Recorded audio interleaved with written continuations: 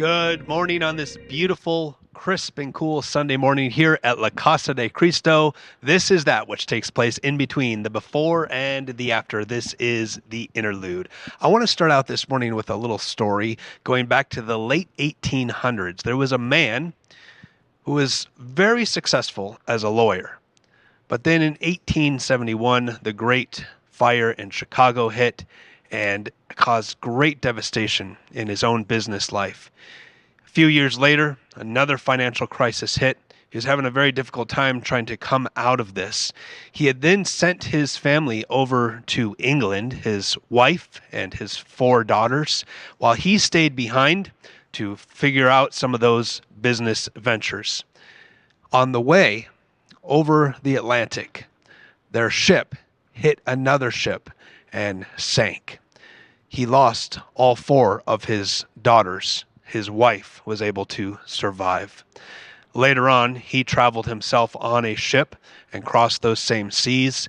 And when he got to the area near where his daughters had drowned in the sea, he wrote those famous words, "It is well with my soul." Dr. Peterman, come on in here this morning. You had that beautiful, beautiful song, "It is well with my soul," by the Bell Choir this morning. Tell us about that piece. It is arranged by Kathy Muckabust, a very well-known and revered handbell arranger, and it takes us over the whole gamut of musical expression by bells. There's, of course, loud and soft, different techniques like malleting, but also I think it's you told a story very, very deep emotionally, and It Is Well, there's a mixture of minor mode, which is kind of sad if you want to make it black and white like that, and then there's major mode too. So there's the rejoicing at the end of the tribulations that you might experience.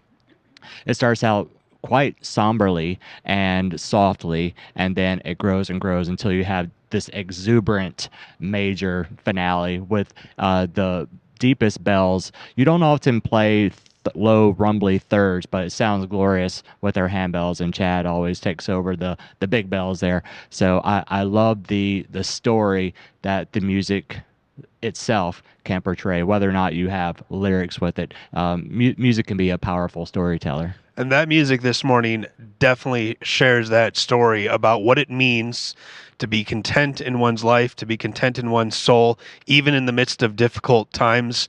The music was so beautiful, and it played all the way through. And I noticed even at the very end, the way that piece ended, it's almost like you didn't even want to say anything afterwards. It reminds me of that wonderful Psalm 46, just be still and know that the Lord is our God. And so that piece ended, and it's almost like we just needed to sit in that for a moment. Yeah, there's a combination of trying to be artistic and just practical. So I had written in my music, wait, don't move, don't. And I told them we're going to hang out 1, 2, 3, 4, and some more. Very good. So it can be kind of basic like that, but yeah, emotionally speaking, it is powerful the longer you wait and don't move a muscle. And alto music ends like that. You have the final release, and then if you look at a conductor, don't clap until the arm goes down. If you're at a symphony, that's a dead giveaway. Just wait till the arm drops. So the same thing, I left my arm right here so nobody would move until you drop your pose a little bit. Great. Now, speaking of the Bell Choir, let's meet some of your members here. Jeremy, if you'll join me up here, please. We're going to go up here, and we're going to see Peggy and Catherine. Peggy and Catherine, tell us a little bit about this piece from your perspective. How is it playing this song here this morning? It's beautiful, and the ending is so ethereal because we, in the lower bells here, we mallet. So all you're hearing is this ethereal sound as we all just eventually join in and watch Dr. Peterman until he gives us the sign to hold, and then he eventually will cut us off. Dr. Peterman, this particular technique that she's speaking of, does this have a name to it, the way that she's playing these bells? It's called suspended mallet. There's different symbols. If you see a plus sign with a dot, that is malleting on the table. And if you see a plus sign without a dot, then you are to raise your bell and then suspend it and mallet. So yeah, it's the ethereal effect. Peggy, tell us a little bit about this song from your perspective, being a part of the bell choir here, and what it means with these lyrics intertwined with this music. It is well with my soul. I'm glad you brought up the Psalm, "Be still and know that I'm God." That's one of my favorite verses, and I hadn't. When we play the music, I don't always think of the meaning behind it, even though it's there. But I'm focusing on my notes. But that it's so true because it is just.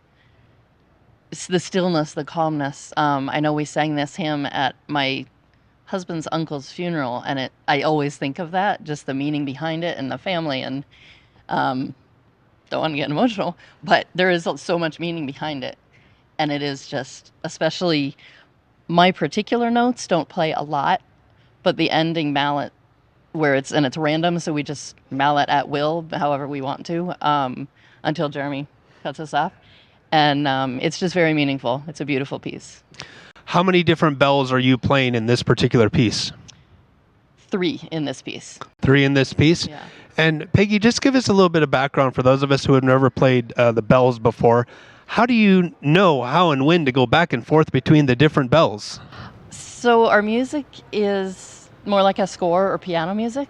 So we have all the notes, and then if we need to, like if I start with, say, the white notes, the whole notes, or the regular notes, natural, I will put an arrow when I need to set one down, and then that means pick up the flat, the sharp, etc. And the key signature will tell us which. But some people mark their music more, some people don't mark it at all. I'm kind of middle of the road marking. Peggy, how long have you been a part of the bell choir here? About 18 years. A long time. No. Yes. 2006. This is fantastic. A long time. And if you don't mind passing the microphone to Catherine here. Catherine, how about you? How long have you been a part of the bell choir? Oh, golly. I think I want to say at least 8 years. 8 years here, and then several long time standing at my churches elsewhere. And I learned how to play in Texas, a greenhorn, so I had to learn everything back in the day. Yeah. Well, thank you to both of you and to everyone in the whole bell choir here. Dr. Peterman, if there's anybody watching that is not a part of the bell choir but is intrigued by this amazing instrument, tell us about how they might be plugged in. They can certainly email me at jpeterman@lacasadecristo.com. Right? Is there a .com at the Yep. You'll figure it out.